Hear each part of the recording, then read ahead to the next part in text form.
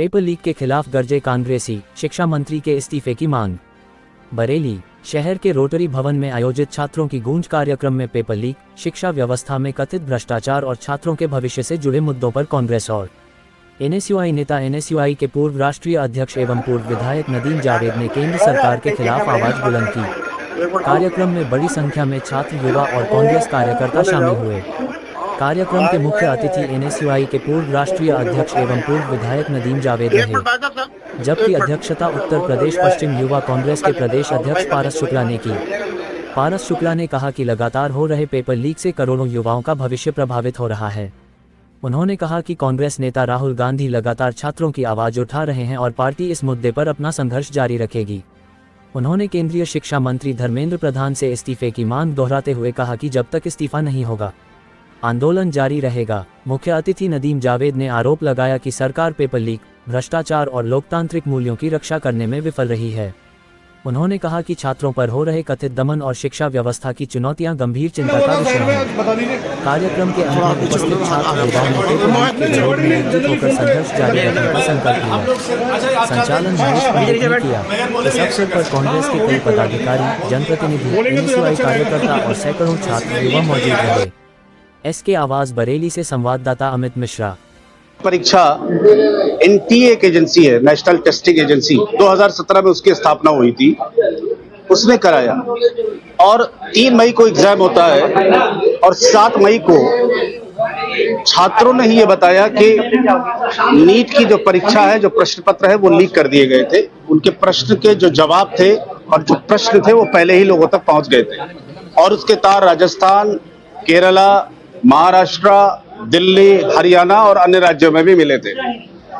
यह बड़ा महत्वपूर्ण सवाल है क्योंकि 22 लाख छात्रों का जीवन उससे प्रभावित हुआ और साथ ही साथ 22 छात्र और छात्राओं ने अपने जीवन को समाप्त कर लिया फ्रस्ट्रेट होकर।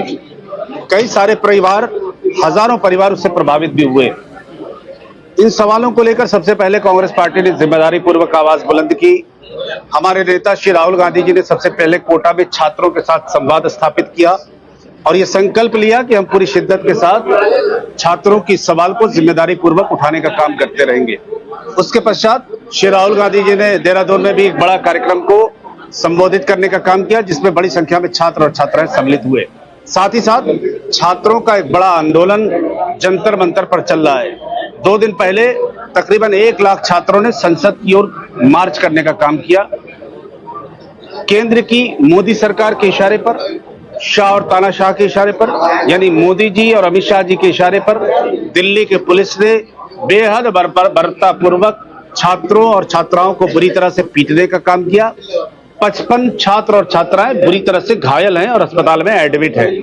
कांग्रेस पार्टी इसकी कड़े शब्दों में न केवल निंदा करती है बल्कि कांग्रेस पार्टी के शीर्षस्थ नेता श्री राहुल गांधी जी, श्रीमती प्रियंका गांधी जी, श्री खरगे साहब, श्री केसी वेणुगोपाल जी, ये तमाम लोग तमाम कांग्रेस पार्टी के सांसदों के साथ और इंडिया गठबंधन के नेताओं के साथ, जिसमें श्री अखिलेश यादव, श्रीमती सुप्रिया शुले, सामाजिक कार्यकर्ता श्री योगेंद्र यादव, इन सब लोगों के साथ कल देश के प्रधानमंत्री श्री मोदी साहब के घर का घेराव करने का काम किया।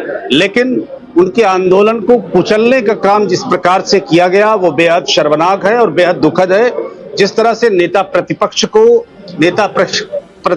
श्री राहुल गांधी जी के साथ श्रीमती प्रियंका गांधी को, कांग्रेस पार्टी के अन्य महत्वपूर्ण नेताओं को और इंडिया गठबंधन के नेताओं को भी जिस तरह से गिरफ्तार किया गया, जिस तरह से हाथापाई की गई, जिस तरह से पुलिस ने उनके साथ अभद्रता की और उनकी आवाज को दबाने का प्रयास किया, वो बेहद शर्मनाक है। लेकिन कांग्रेस पार्टी का ये संकल्प है और हमारे नेता श्री राहुल गांधी जी का ये संकल्प है कि हम पूरी शिद्दत के साथ छात्रों के अधिकार की लड़ाई को, शिक्षा व्यवस्था में सुधार को, धर्मेंद्र प्रधान के इस्तीफे को लेकर पूरी ताकत के साथ लोकसभा के अंदर और लोकसभा के बाहर, यानी सड़क से लेकर संसद तक जिम्मेदारी पूर्वक इस लड़ाई को लड़ने का काम करते रहेंगे और कांग्रेस पार्टी का एक एक समर्पित कार्यकर्ता छात्र और छात्राओं के अधिकार की लड़ाई को कन्याकुमारी से कश्मीर और अटक से लेकर कटक तक जिम्मेदारी पूर्वक लड़ेगा। क्या कहना चाहेंगे? आज डिप्टी सीएम आए थे, उनका कहना था कि हमने कोई आदेश नहीं दिए थे ना, लेकिन जो विपक्षी लोग हैं उन्होंने अपने लोग आरोप लगा रहे हैं। देखिए, 1 लाख छात्र और छात्राएं इकट्ठा हुए, पूरा देश जानता है कि वो ऑर्गेनिक भीड़ थी, कोई बुलाई नहीं गई थी। अपने आप छात्र और छात्र सब टेलीविजन चैनल्स पर, सोशल मीडिया पर सब छात्रों के छात्राओं के बयान आ रहे हैं। सब लोग अपने आप आए हैं, पूरे देश से लोग आए हैं। और ये लड़ाई बेसिकली शिक्षा व्यवस्था में सुधार के साथ साथ देश को बचाने की भी है, क्योंकि जिस तरह से सरकार शाह और तानाशाह की सरकार ने जिस तरह से देश में आवाज को दबाने का काम किया है, वो बेहद दुर्भाग्यपूर्ण है।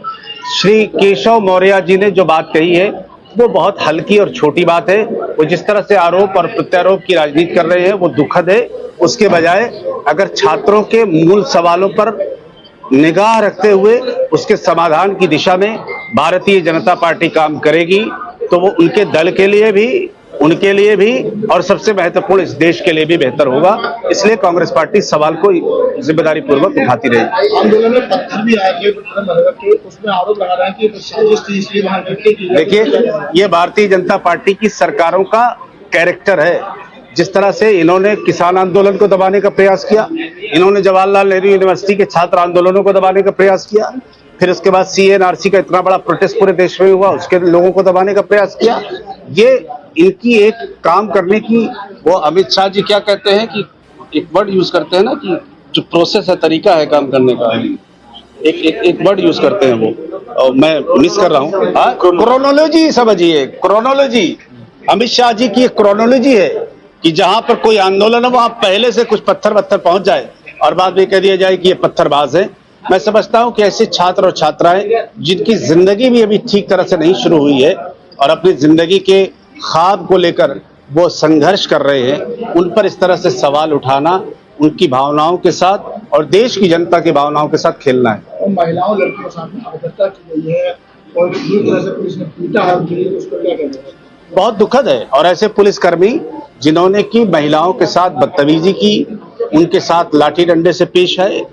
और एक कानून है, सुप्रीम कोर्ट की गाइडलाइंस है कि अगर आपको लाठी मारनी है तो आपको पैरों में लाठी मारनी है, आप जिस्म के ऊपरी हिस्से पर नहीं मार सकते। मगर खुलेआम लोगों के शरीर पर लाठियों से पीटा गया। पुलिस के लोगों ने लड़कियों की पिटाई किया। न केवल ये किया बल्कि जो बैचेस थे, नाम थे, वो नाम हटा दिए गए। मुंह पर मास्क लगा लिया पुलिस के लोगों ने। यहां तक तो फिर भी ठीक था, कई सारे लोग जींस और टी-शर्ट में घूम रहे थे और गुंडों की तरह से बिहेव कर रहे थे।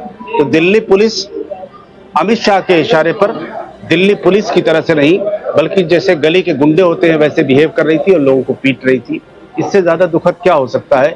यह अहंकारी सरकार है, ये ऐसी सरकार है जो लोगों की आवाज को पूरी तरह से दबा देना चाहती है। लेकिन इस देश की जनता बहुत जागरूक है और विशेष रूप से देश के छात्र और नौजवान खामोश होने वाले नहीं है, पूरी शिद्दत से लड़ेंगे और कांग्रेस पार्टी और इंडिया गठबंधन पूरी ताकत से उनके साथ रहेगा। केशव प्रसाद मौर्य का कहना है कि धरना प्रदर्शन के लिए और जगह है, धरना देते लेकिन कोई मना नहीं कर रहा, लेकिन प्रधानमंत्री के आवास के पास धरना देना वो सुरक्षा के उसका देखिए, ऐसा है कि जहां तक सुरक्षा की बात है, अगर प्रधानमंत्री के घर के पास ही सांसद सुरक्षित नहीं होंगे, अधिकतर तो उसमें सांसद गए थे या राज्यों के मुख्यमंत्री गए थे, केरल के और कर्नाटका के।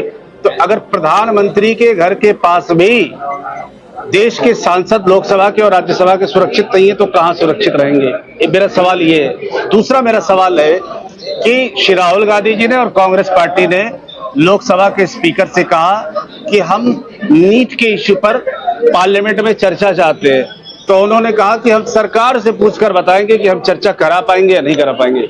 स्पीकर की जिम्मेदारी है कि महत्वपूर्ण विषयों को ले और उस पर वो चर्चा करे, लेकिन क्योंकि जब उन्होंने सरकार से कहा कि हम पूछकर बताएंगे तो मजबूर होकर कांग्रेस के नेताओं को प्रधानमंत्री के घर को घेरना पड़ा।